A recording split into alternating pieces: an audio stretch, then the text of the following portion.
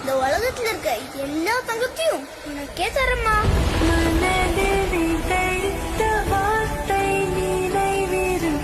MG Ramachandran, திரு ரஜினிகாந்த் வரிசையில் அடுத்த super ஸ்டாராக உன்னை கொண்டாட உலகமே காத்திருக்கையில் அன்னைக்கு 2 சம்பவம் நடந்தது. அந்த இடமும் அழிஞ்சது, அவனும்.